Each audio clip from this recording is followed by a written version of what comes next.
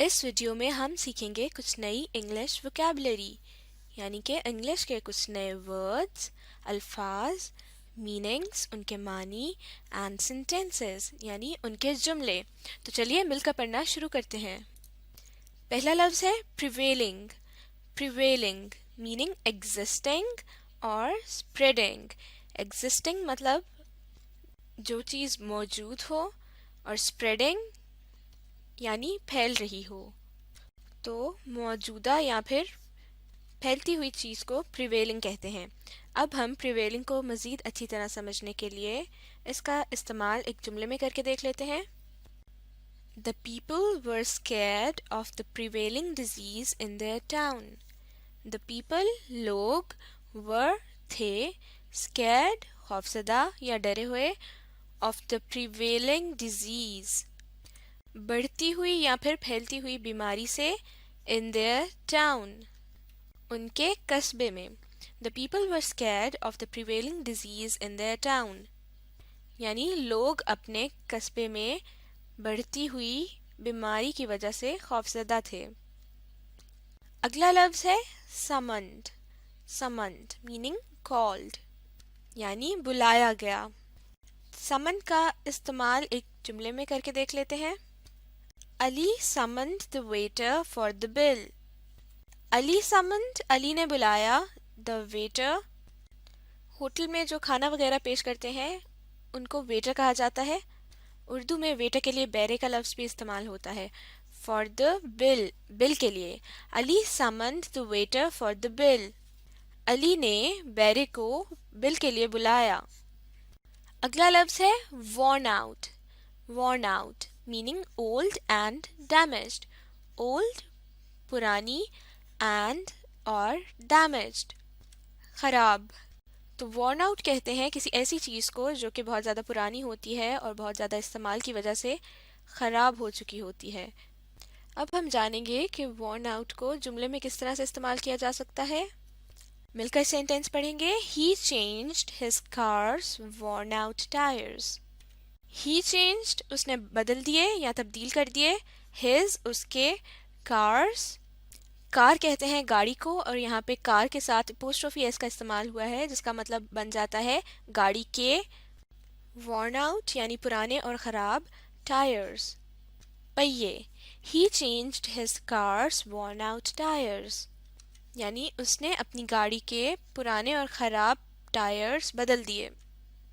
अगला लफ्ज़ है flutter। flutter मीनिंग move और fly with a lot of quick movements। move हिलना या हरकत करना और fly या फिर उड़ना with के साथ a lot of बहुत सी quick तेज movements हरकतें। move और fly with a lot of quick movements तो फ्लटर को आसान लफ्ज़ों में कहा जा सकता है कि जल्दी से कोई हरकत करना या फिर उड़ना। उर्दू ज़बान में फ्लटर के लिए फड़फड़ाना का लफ्ज़ भी इस्तेमाल होता है। जैसे कि परिंदे या फिर छोटे मोटे कीड़े मकोड़े जल्दी से पर मार कर उड़ते हैं तो उसको फ्लटर करना कहते हैं यानी कि फड़फड़ाना। अब हम फ्लटर का इस्तेमाल एक जुमले में देख लेते हैं। Some of the flags were fluttering in the wind. Some कुछ flags झंडे were थे fluttering लहरा रहे in the wind हवा में। Some of the flags were fluttering in the wind fluttering के लिए उर्दू में लहराना का लफ्ज़ भी इस्तेमाल किया जाता है। तो इस जुमले का मतलब हुआ कि कुछ झंडे हवा में लहरा रहे थे। अगला लफ्ज़ है impair।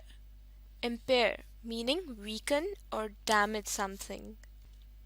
weaken कमज़ोर करना और damaged या फिर ख़राब करना something कोई चीज़। weaken और damage something तो impair का मतलब हुआ कि किसी चीज़ को कमज़ोर या फिर ख़राब करना। सेंटेंस देख लेते हैं। His hearing was impaired by an accident. His उसकी hearing कहते हैं सुनने की ताकत या कुव्वत को was थी impaired ख़राब by an accident यानी हादसे से।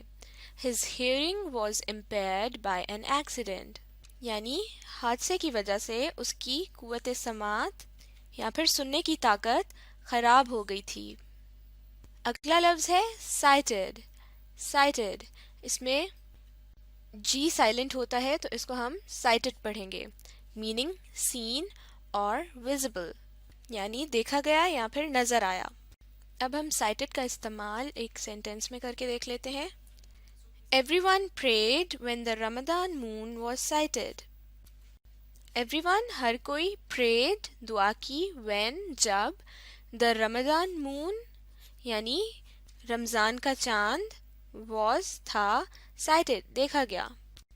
Everyone prayed when the Ramadan moon was sighted. यानी जब रमज़ान का चांद देखा गया तो सबने दुआ की। अगला लफ्ज़ है heap। heap, meaning an untidy collection of objects. untidy का मतलब होता है बेतरतीब। collection, मजमुआ, यानी जब बहुत सारी चीज़ें इकट्ठी पड़ी होती हैं तो उसको collection कहा जाता है।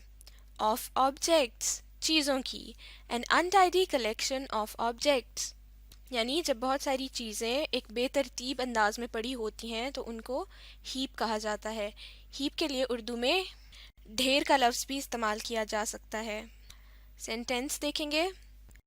Her clothes are lying in a heap on the floor. Her, उसके, clothes, कपड़े, are, हैं, lying, पड़े हुए, in a heap, यानी ढेर में, on the floor, फर्श पर। Her clothes are lying in a heap on the floor. तो इस जुमले का मतलब है कि उसके कपड़ों का ढेर ज़मीन पर बिखरा पड़ा है। अगला लफ्ज़ है heed। heed, meaning pay attention to। तो heed का मतलब होता है किसी चीज़ पर तवज्जो देना या फिर गौर करना। अब हम जानेंगे कि heed को जुमले में किस तरह से इस्तेमाल किया जा सकता है। He didn't pay heed to my advice. He didn't pay यानी उसने नहीं दी, heed, तवज्जो या गौर, to my advice, मेरी नसीहत को। He didn't pay heed to my advice, यानी उसने मेरी नसीहत पर गौर नहीं किया या फिर तवज्जो नहीं दी। अगला वर्ड है persevere। persevere, meaning to keep on trying। to keep on यानी करते रहना, trying यानी कोशिश करना। तो persevere का मतलब हुआ कि कोशिश करते रहना। जुमले में इस्तेमाल देखेंगे। If you want the business to succeed, you need to persevere. If, अगर, you, तुम या आप, want, चाहते हैं, the business, कारोबार, to succeed, कामयाब होना, you need, आपको ज़रूरत है, to persevere, कोशिश करते रहने की। You need to persevere का मतलब हुआ कि आपको कोशिश करते रहना चाहिए। If you want the business to succeed, you need to persevere. यानी अगर आप चाहते हैं कि कारोबार कामयाब हो तो आपको कोशिश करते रहना चाहिए। तो इस वीडियो में हमने सीखे इंग्लिश के कुछ नए वर्ड्स और उन वर्ड्स को उनके मीनिंग्स और सेंटेंसेस के मदद से समझने की कोशिश की। अब आप इस वीडियो को रीप्ले कीजिए और साथ साथ पढ़ने, लिखने और सीखने का अमल जारी रखिए।